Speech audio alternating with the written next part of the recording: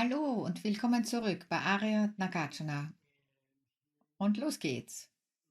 Wir machen weiter bis 5:25, richtig, Tim? In Ordnung. Wir hatten 7 Möglichkeiten für Ursachen und Wirkungen, die im Grunde getrennt waren. Hier ist die Option Nummer 5. Das Ergebnis wird ausgelöst. Hat es eine eigene Natur oder ist es ohne eine solche Natur? Und jetzt bemerkt ihr, dass sich die Bedeutung von Leerheit hier geändert hat. Vorher bedeutete Leerheit, ist die Ursache frei von Ergebnis? Und jetzt fragen wir, ist das Ergebnis frei von einer eigenen Natur? Also ein unterschiedliches frei von.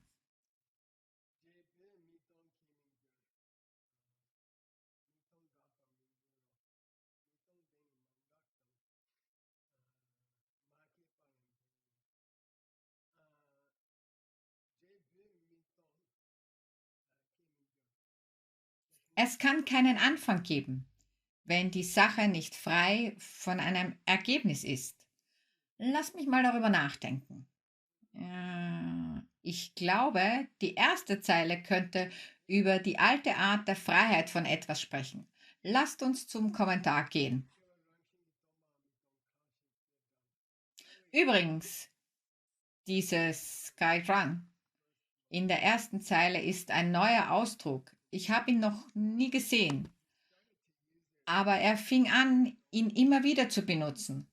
Und jetzt ist es klar, es bedeutet, ich gebe dir ein paar Auswahlmöglichkeiten. Du wählst eine aus. Zhejiang bedeutet also, ich gebe dir ein paar Möglichkeiten zur Auswahl und du sagst mir, welche dir gefällt. Oh, das war die Zeile, die beim Schnitzen durcheinander gebracht wurde. Das Geschnitzte besagt das gleiche für die Option 4 und 5. Also musste eine von ihnen falsch sein. Und das ist diese hier. Was da wirklich stehen sollte, ist das Wachsen des Ergebnisses, ist der Beginn des Ergebnisses, ist das Wachsen des Ergebnisses leer von seiner eigenen Natur oder nicht? Sagt mir, was ihr denkt. Nun, er sagt nicht, dass die Ursache leer ist oder nicht, dass das Ergebnis leer ist oder nicht. Er spricht über das Wachsen des Ergebnisses. Und das, ist das leer oder nicht? Kapiert anders? Ist das Wachsen des Ergebnisses leer oder nicht?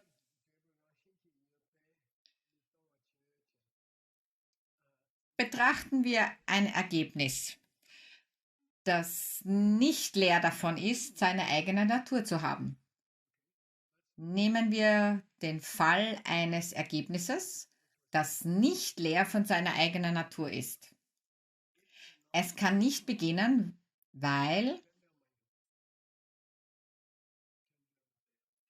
es ist kein abhängiges Entstehen. Es würde kein abhängiges Entstehen zeigen. Also da hat er hat es einfach als einen Grund in einer Argumentation benutzt. Aber es ist ein tiefgreifendes Prinzip, über das er spricht. Was ist das? Wenn etwas abhängiges Entstehen ist, könnte es keine eigene Natur haben.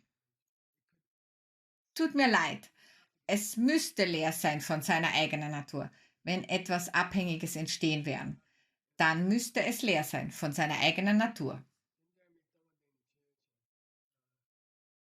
Wenn es nicht leer wäre von seiner eigenen Natur, wenn es nicht leer wäre von seiner eigenen Natur, könnte es kein abhängiges Entstehen sein. Und es könnte nicht Gakpa. Was bedeutet das? Es könnte nie aufhören, weil das ist eine Art billiges Argument, weil es seine eigene Natur hat. Danke. Übrigens, er hat immer und immer wieder wiederholt, dass, wenn etwas seine eigene Natur hätte, könnte es niemals aufhören, denn dann würde es seine Natur verlieren. Das ist alles. Es ist ein wiederholtes Argument gewesen, dass, wenn etwas seine eigene Natur hätte, es nicht sterben könnte, denn das bedeutet, dass sich seine Natur ändern müsste und es wäre nichts mehr sein eigenes Wesen. Also Dinge, die ihre eigene selbstexistierende Natur haben, könnten niemals aufhören, denn das wären sie anders als das, was sie vorher waren und das ist nicht möglich. wenn ein Ding seine eigene Natur hat. Hier ist die Pointe. Wenn etwas die Natur von etwas ist, seine wahre Natur, kann es nicht verändert werden. Diese Natur kann nicht verändert werden. Das kann sie nicht, Topa, bedeutet es zurückdrehen, es zu stoppen. Es könnte nicht geändert oder gestoppt werden, wenn es eine wahre Natur wäre. Wenn es eine inhärent Natur wäre, könnte sie nicht aufgehalten werden, denn dann wäre die Sache nicht mehr das, was sie war. Man könnte den Krebs nicht herausschneiden, ohne den Patienten zu töten. So etwas in der Art. Na gut.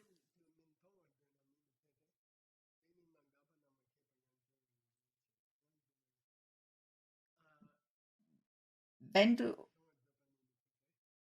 wenn du bestreitest, dass das Ergebnis überhaupt eine eigene Natur haben könnte, dann könnte es niemals aufhören oder anfangen. Es müsste irgendeine Natur haben, aber keine selbstexistierende Natur, nicht eine veränderliche Natur. Nehmen wir die Tatsache, dass das Ergebnis nicht aufgrund irgendeiner eigenen Natur existiert. Wenn das Ergebnis leer wäre von jeder eigenen Natur, könnte es niemals beginnen oder niemals aufhören. Denn es hätte keine Natur, die sich ändern könnte. Wenn es eine eigene, aus sich selbst heraus existierende Natur hätte, könnte es vor allem niemals aufhören. Wenn es überhaupt keine Natur hätte, könnte es weder anfangen noch aufhören. Es hat also eine Natur, aber keine selbstexistente Natur. Hm. Ich mag mein Bild nicht so sehr, ich lasse es weg.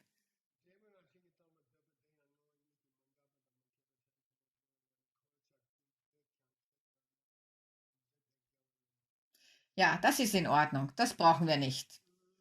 Ich habe ein paar Sanskritwörter für dich, nur um eine Pause zu machen und etwas Spaß zu haben. Ich weiß nicht, ich habe Spaß mit Sanskrit. Hier sind ein paar Wörter, die sich sehr stark auf den nächsten Abschnitt beziehen. Sag Äquator. Sanskrit hat also kein V. Es ist wie ein W. Ecuador. Da ist ein, das vom Sieg kommt. Wenn du Hindi kannst, Ecuador bedeutet ein und dasselbe, eins und zusammen. Bedeutet Ursache und Wirkung sind ein und dasselbe geworden. Ursache und Wirkung sind ein und dasselbe. Eka bedeutet eins, Eka do den cha panch che sat.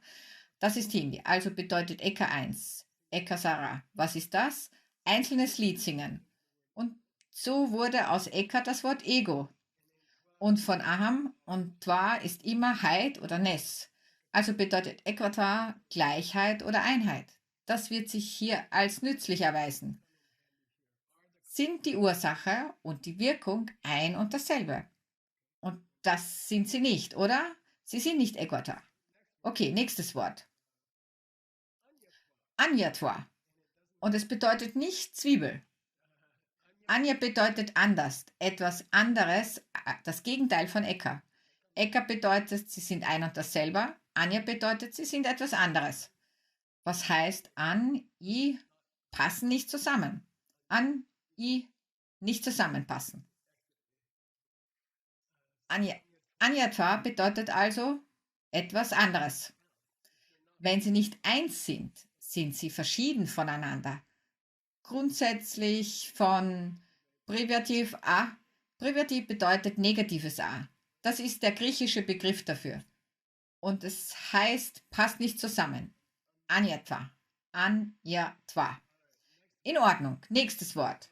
Und hier ist ein schönes Wort. Sag Svababa. Entschuldigung, Svababas.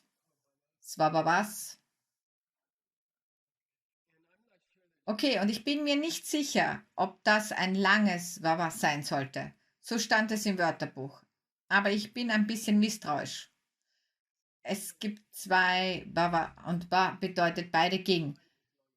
Das Hier sollte kein langes A sein. Licht ist ein langes A. Deshalb bin ich misstrauisch bei diesen. Aber das ist sowieso eine Tradition, die wir haben. Bedeutet existieren durch eine eigene Natur. Swabhava, Swa bedeutet eigen, kommt von Su, wie Selbstmord, töten. Side bedeutet töten, wie Regezid oder Homozid, töten von Menschen, Totschlag. Und hier Su bedeutet selbst, also bedeutet Swa das Selbst, Bhava bedeutet Natur. Sowie Bu, das bedeutet, also Swabha bedeutet seine eigene Natur. Abhuta ist ein ungewöhnliches Wort, das normalerweise bedeutet, etwas ist passiert, aber etwas Erstaunliches. In Tibetisch, also Abhuta bedeutet normalerweise, es heißt das dritte Kapitel.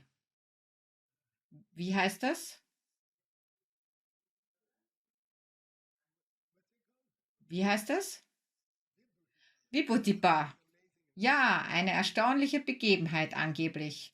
Wir werden darüber sprechen. Aber das Bhuti bedeutet oft geschehen, etwas geschieht, etwas Großes. Bhuti manchmal bedeutet etwas Großes. Hier bedeutet es also, Svabhava bedeutet, es hat seine eigene Natur. Seine eigene Natur geschah. Existiert durch seine eigene Natur, nicht durch Schokoladensauce. Es braucht keine Schokoladensauce Soße für seine Existenz. Es existiert als eine Schale Eiscreme ohne die Schokoladensauce. Es gibt also einige Wörter, die für die heutige Stunde nützlich sein werden. Also gut. Hier ist die sechste Möglichkeit. Und ich denke, wir können die Option heute abschließen, was irgendwie ganz gut wäre. Das Ergebnis wird durch eine Ursache ausgelöst, die entweder dieselbe ist oder von ihr getrennt ist. Wird das Ergebnis durch eine Ursache ausgelöst, die entweder mit dem Ergebnis identisch ist oder getrennt vom Ergebnis. Und wir schauen uns diese Möglichkeiten an. Hey, es wäre lächerlich zu sagen, dass die Ursache und das Ergebnis genau die gleiche Sache ist. Denn warum sollte das eine vom anderen ausgehen? Also streich das.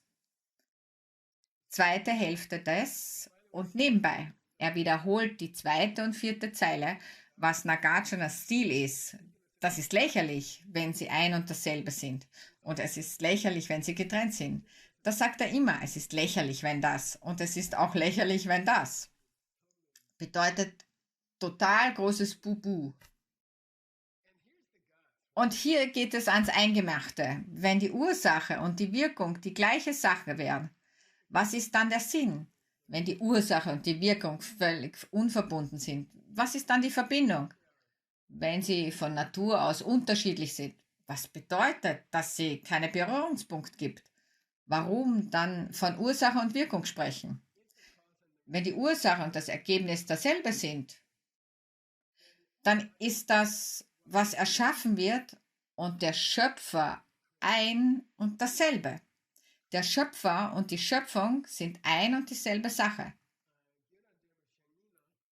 Wenn die Ursache und die Wirkung wesentlich verschieden sind, untrennbar verschieden, dann wären Dinge, die angemessene Ursache sind, dass etwas geschieht, und Dinge, die in keiner Weise angemessene Ursache sind, dass etwas passiert, beide die geeigneten Ursachen dafür, dass etwas passiert, gleichermaßen. Man könnte die Wirtschaft in Ordnung bringen, indem man, ich weiß nicht, einen Stift in die Hand nimmt oder so. Etwas, das keine Ursache ist, würde zu einer Ursache werden, wenn sie nicht miteinander verbunden werden. Und hier ist sein Kommentar. Wenn die Ursache aus sich selbst heraus das Ergebnis verursacht, da es keinen wesentlichen Unterschied zwischen ihnen gibt, wenn also Ursache und Wirkung im Wesentlichen das gleiche geworden wären, das wäre falsch. Und warum?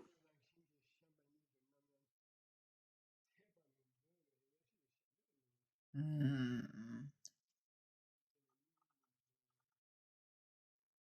hm. Warte, es tut mir leid, das muss ich neu formulieren. Wenn die Ursache die Folge aus sich selbst heraus verursacht, könnte sie nie etwas anderes sein als zwei Dinge. Können sie nie etwas anderes als zwei Dinge sein.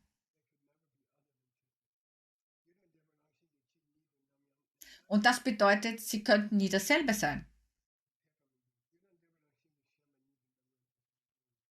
Deshalb ist es falsch zu sagen, dass sie im Wesentlichen unterschiedlich sind.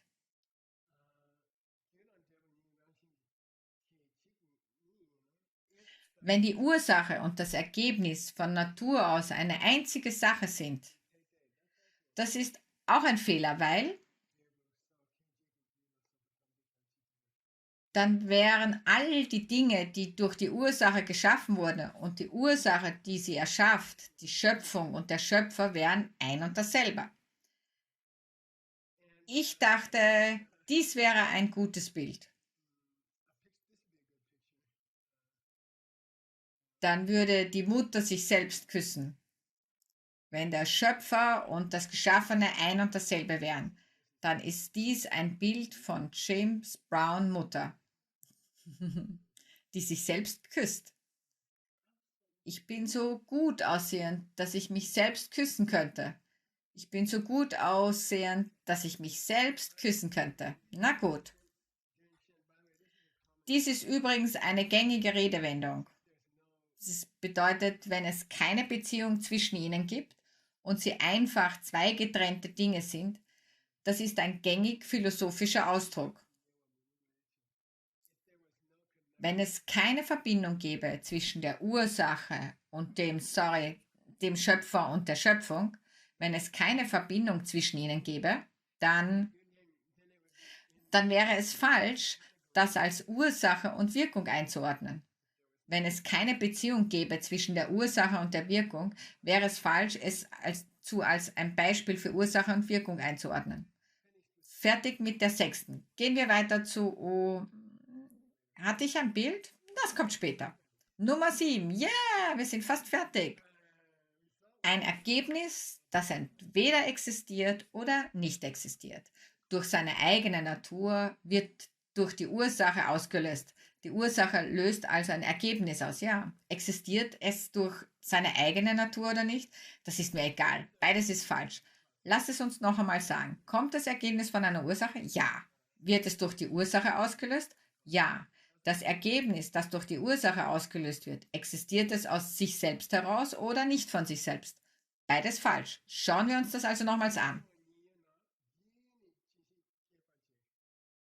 Wenn das Ergebnis bereits existiert durch eine eigene Natur, dann wäre die Ursache arbeitslos. Wenn das Ergebnis bereits existiert durch eine eigene Natur, wäre die Ursache arbeitslos. Was hätte die Ursache zu tun? Wenn das Ergebnis nicht eine eigene Natur hätte, was wäre dann da, das die Ursache erschaffen könnte? Wenn das Ergebnis überhaupt keine Natur hat, was soll dann die Ursache tun? Das heißt, wenn es das gar nicht gäbe, denn wenn es keine Natur hätte, würde es nicht existieren, dann hat es keine Identität. Es hat nicht einmal eine Existenz. Identitätsdiebstahl statt Arbeitslosigkeit. Hier ist der Kommentar. Wenn du sagst, dass Ursache Ergebnis erzeugen, lass mich eine Frage stellen. Und wir sagen, ja, wie lautet deine Frage? Wenn eine Ursache ein Ergebnis erzeugt, hat dieses Ergebnis seine eigene Natur oder nicht? Und beide Antworten, die du gibst, sind falsch. Und warum? Wenn das Resultat durch eine Natur aus sich selbst heraus existieren würde, was hätte die Ursache dann noch zu tun? Sobald etwas eine eigene Natur hat, hat es keinen Sinn mehr, dass es wieder verursacht wird. Sobald ein Ding existiert mit einer eigenen Natur, welchen Sinn hat es dann, es noch einmal zu versuchen? Was könnte man noch machen? Nun gut, ich habe eine Frucht gefunden. Bist du bereit? Und der Punkt ist, ich muss das Bild erklären. Diese Kerne können nicht diese fertigen Granatapfel erschaffen, denn er ist bereits da. Das ist der Punkt. Wenn der fertige Granatapfel eine eigene Natur hätte, was hätten dann die Kerne noch zu tun? Arbeitslosigkeit. Es ist zu spät für sie, etwas zu tun. Und wenn das Ergebnis keine eigene Natur hat, wie könnte dann irgendetwas es auslösen?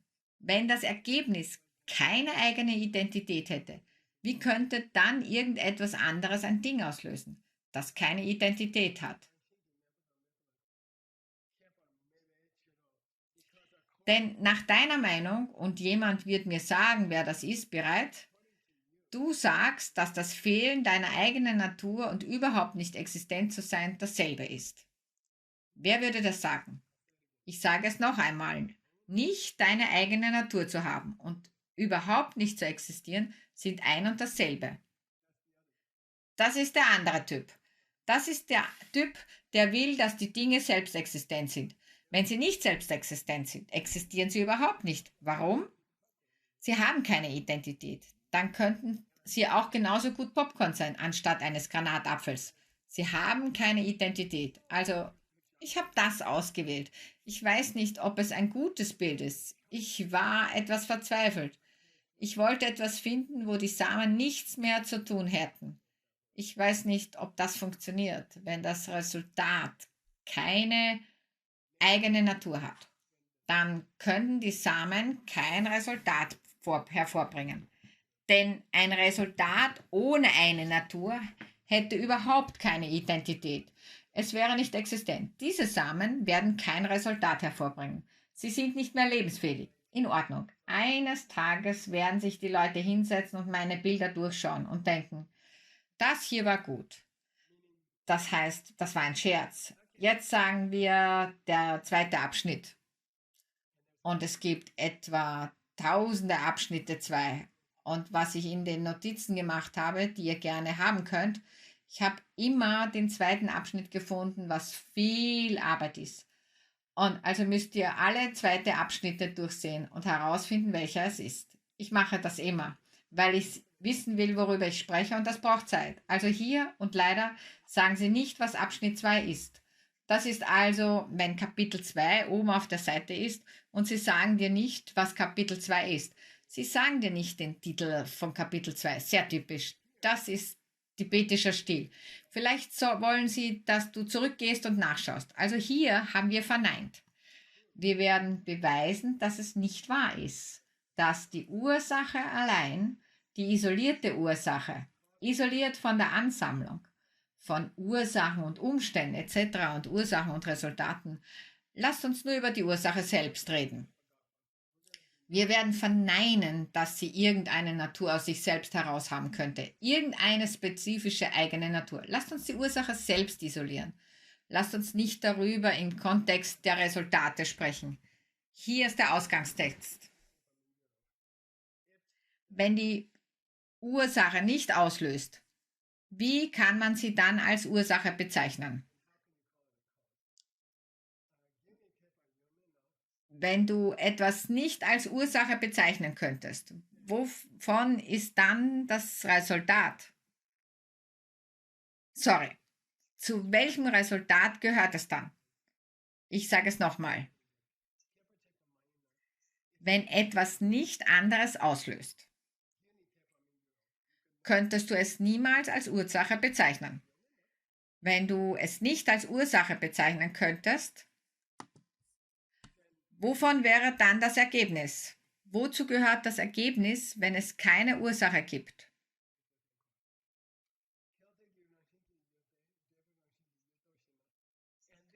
Und das ist ein interessantes Argument. Und er hat es immer und immer wieder gemacht. Wenn die Ursache eine eigene Natur hätte, dann sollte die Natur, sorry, wenn die Ursache irgendeine Natur aus sich selbst heraus hat, dann sollte das Resultat irgendeine eigene Natur haben. Das will er sagen. Der andere Typ will das sagen. Schau, wenn die Ursache seine eigene Natur hat, dann sollte das Resultat, das damit verbunden ist, eine eigene Natur haben. Wenn irgendetwas eine eigene Natur hat, sollte alles, was damit zusammenhängt, eine eigene Natur haben. Das ist seine grundlegende Haltung. Warum? Warum?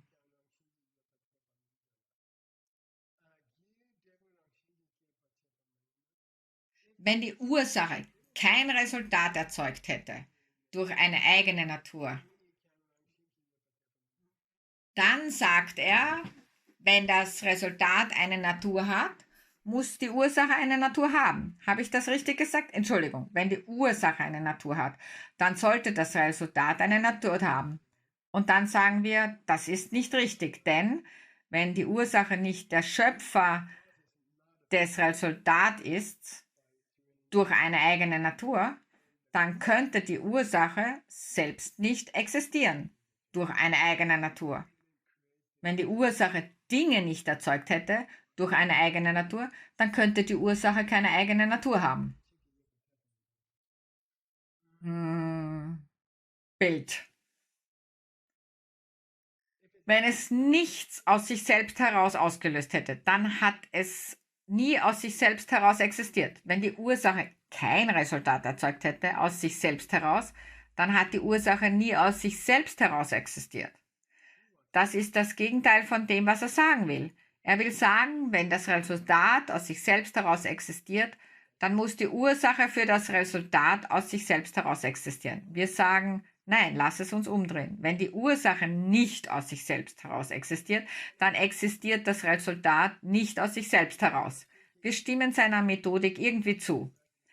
Wenn es nicht richtig ist zu sagen, dass die Ursache selbst aufgrund einer eigenen Natur existiert, wenn dann die Ursache, wenn es nicht richtig ist zu sagen, die Ursache hat eine eigene Natur, wenn dann das Resultat auftaucht, von was?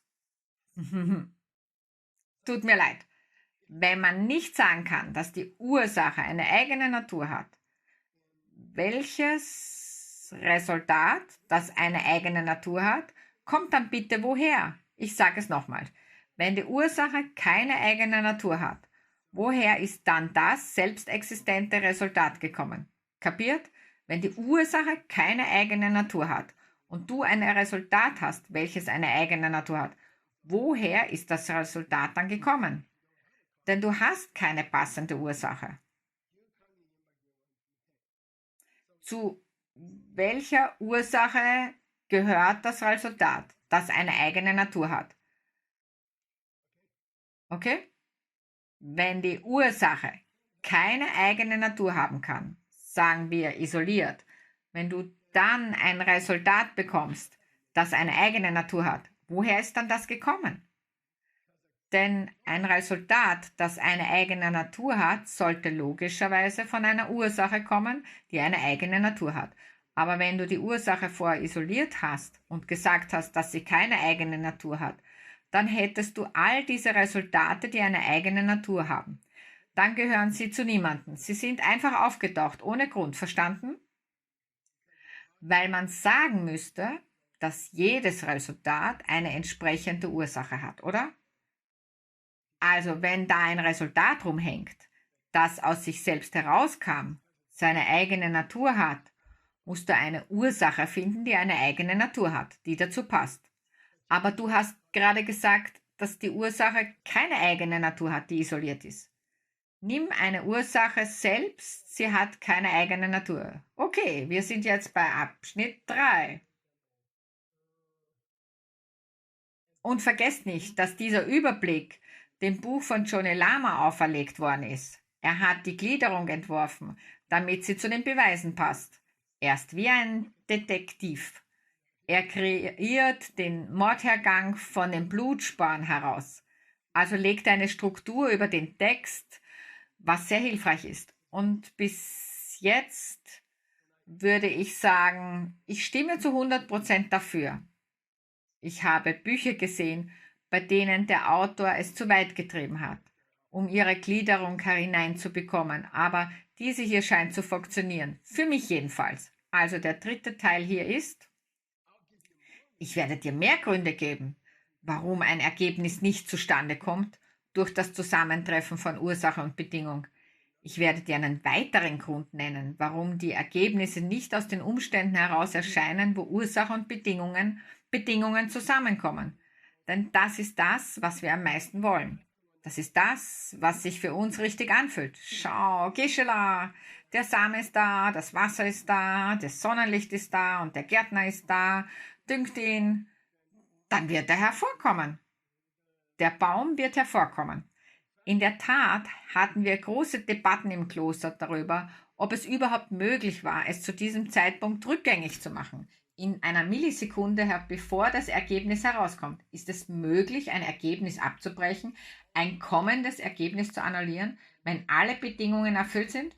Und die berühmte Antwort ist ja. Und wir fragen uns, warum? Und er sagt, wenn eine Krähe herunterfliegt und den Samen aufpickt. Und ihr macht alle. Darüber könnt ihr nachdenken, Leute. Das ist angeblich ein altes, gültiges Argument.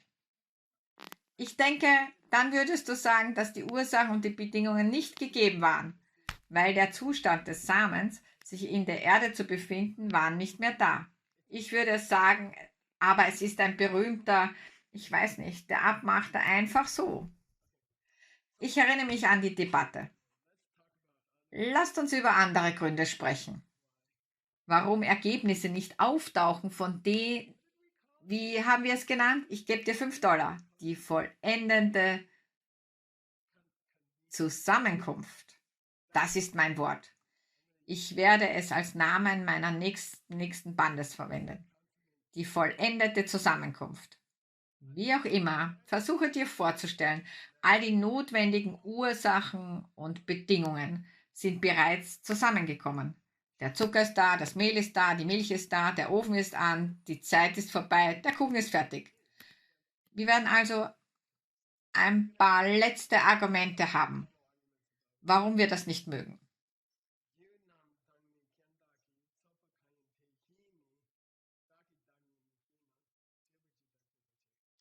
Wenn man alle notwendigen Ursachen und Bedingungen zusammenfügt und sie könnte sich nicht selbst produzieren, wenn die Ursachen und die Bedingungen, wenn das Wasser, das Sonnenlicht, der Samen, der Gärtner, der Dünger nicht, das Wasser, das Sonnenlicht, den Gärtner erzeugen könnte, wenn alle Ursachen sich nicht selbst erschaffen, wie können sie dann etwas anderes verursachen?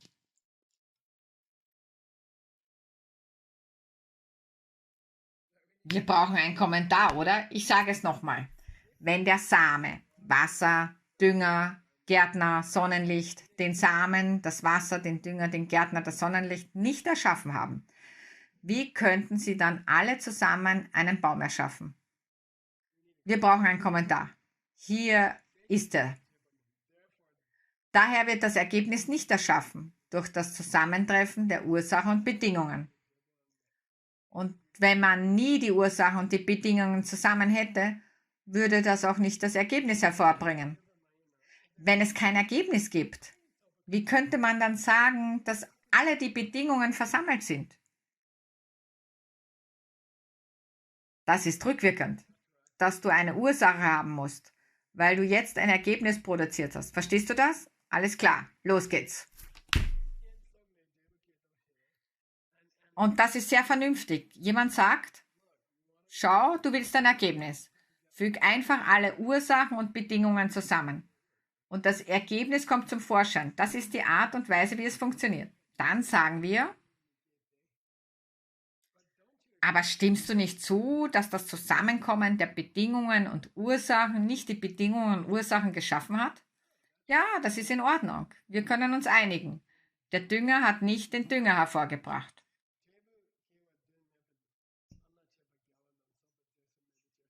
Drei Gründe hier. Und einer von ihnen ist sehr interessant. Persönlich, jetzt geht's los. Wenn die Ursache und Bedingungen zusammenkommen, erschaffen sie sich nicht selbst. Warum? Wenn die Ursachen und Bedingungen zusammenkommen könnten und die Ursachen und Bedingungen schaffen würden, dann gäbe es keine Notwendigkeit für sie, etwas anderes zu schaffen, wie zum Beispiel ein Ergebnis. Megwadang, das ist irgendwie seltsam. Zweiter Grund.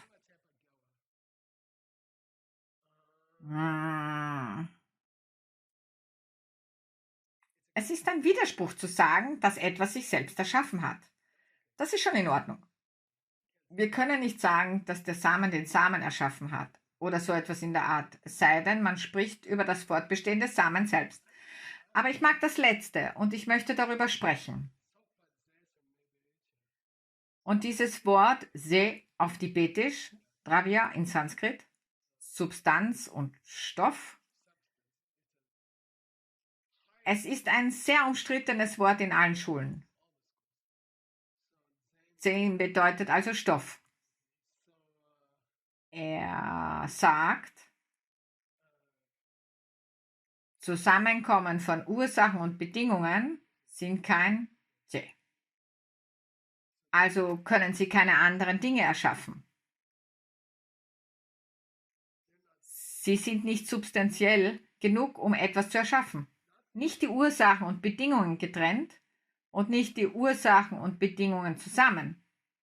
Aber das Zusammenkommen macht nicht das Ergebnis.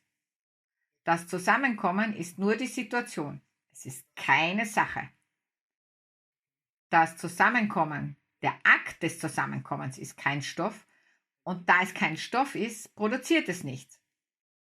Ich will also nicht sagen, dass das Zusammenkommen der Ursache und der Bedingungen den Baum geschaffen hat. Das möchte ich nicht sagen. Und warum? Zusammenzukommen ist einfach wie eine Idee.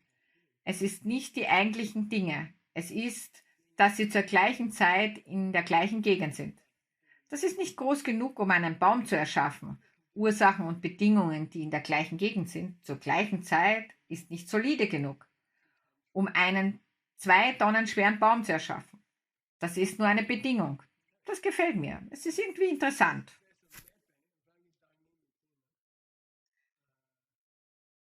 Da das Zusammentreffen von Ursache und Bedingungen nicht wie ein festes Ding für sich ist, nicht wie Chemikalien und Nährstoffe,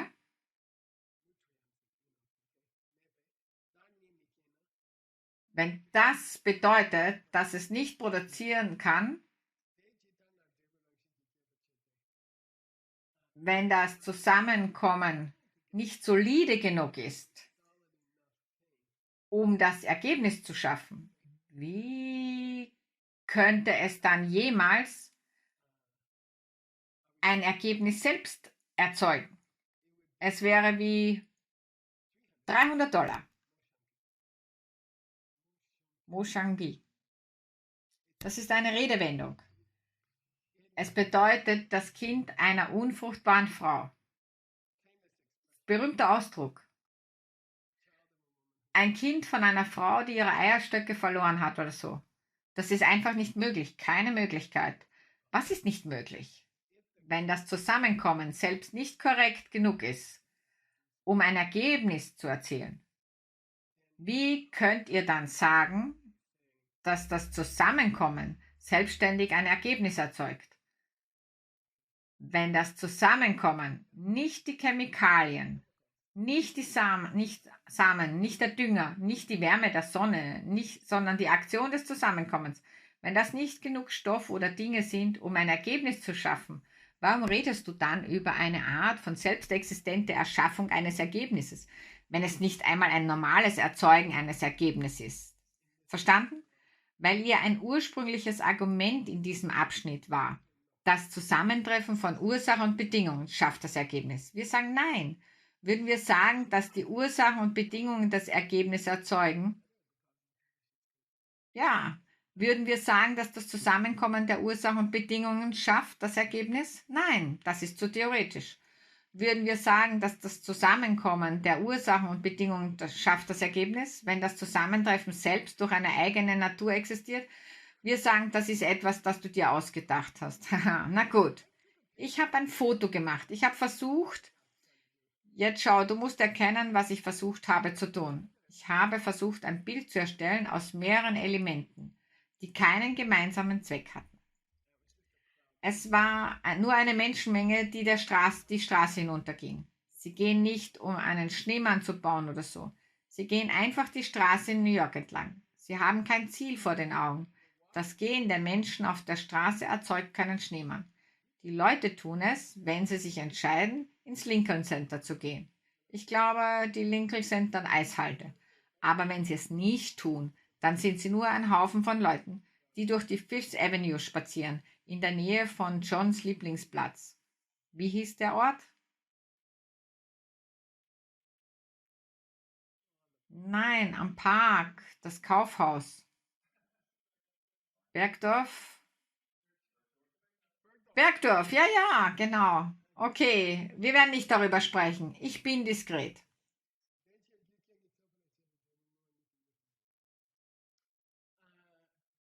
Wir haben etwas Zeit, richtig? Wann müssen wir aufhören? Tim, in 5 Minuten. Okay, 5 Minuten. Wir haben gerade noch Zeit. Was haben wir hier? Er wird ähnlich, nicht Nagarjuna, sondern Johnny Lama wird sagen, nun, was denken wir? Ich werde dir sagen, was wir denken. Yeah, du solltest öfters aufstehen und uns sagen, was wir denken. Oh, hier ist es. Wir in unserem System, wir stimmen zu, dass, wenn die Ursachen und Bedingungen zusammenkommen, sie zu einem Ergebnis führen. Wir können das in Madhyamika sagen, wir können das sagen, das ist in Ordnung. Yang. Aber, aber die Idee, aber das Konzept der Versammlung oder der Zusammenkunft ist künstlich, weil es bedeutet eine Lüge. Aber was er meint, ist künstlich. Das Zusammentreffen von Ursache und Bedingungen ist künstlich. Es ist ein künstliches Konzept. Die Ursachen mögen solide sein, die Bedingungen können solide sein, aber das Zusammentreffen ist so etwas wie eine Meinung oder so etwas. Nun, wenn du es so sagen willst, kaufe ich es dir ab. Wer ist das? Wer ist ich? Johnny Lama. Wenn du es so sagen willst, kaufe ich es dir ab. Eine künstliche Zusammenkunft von Menschen könnte ein künstliches Ergebnis sein. Das ist in Ordnung. Ich kaufe das. Ein künstliches Zusammenkommen. Ein mit Schokolade überzogenes Zusammenkommen. Wenn es ein künstliches Ergebnis eines Baumes schaffen würde, der ganz mit Schokolade überzogen wird, würde ich es kaufen. Verstanden? Dann ist es okay für mich. Wenn du künstliche Bäume meinst, künstliche Ursachen, künstliches Zusammentreffen, schaffen einen künstlichen Baum. Ich habe kein Problem damit. Hey, was meinst du mit künstlich? Ich meine, es kommt von mir. Es ist nicht echt da draußen. Es ist nicht exist, es hat nicht existiert, bevor ich da war. Ich habe es erschaffen. Cool? Er hat noch einen Satz. Ist das in Ordnung? Wir haben noch Zeit. Übrigens, ich sage nicht, dass man jemals ein Ergebnis haben könnte, wenn die Ursachen und die Bedingungen nicht zusammenkommen würden. Das habe ich nicht gesagt. Das ist nicht, was ich sage. Ihr kennt doch Shinto. Das ist totaler Schwachsinn. Es heißt hier, dein Zeug ist normaler Mist. Aber zu sagen, sie schaffen nichts, das ist totaler Mist. Es ist wirklich lustig. Shinto ist totaler Quatsch. Dein übliches Zeug über Selbstexistenz ist ziemlich lahm. Aber wenn du willst, dass ich sage, dass sie kein Ergebnis produzieren, wenn sie zusammenkommen, das ist lächerlich. Das habe ich nie gesagt. Noch eine Zeile. Oh, übrigens, und dann beenden wir das Kapitel. Yeah! Und dann haben wir noch ein Kapitel für diesen Kurs vor uns, welches 22 sein wird, wenn ich mich nicht irre. 21? Okay, jetzt geht's los.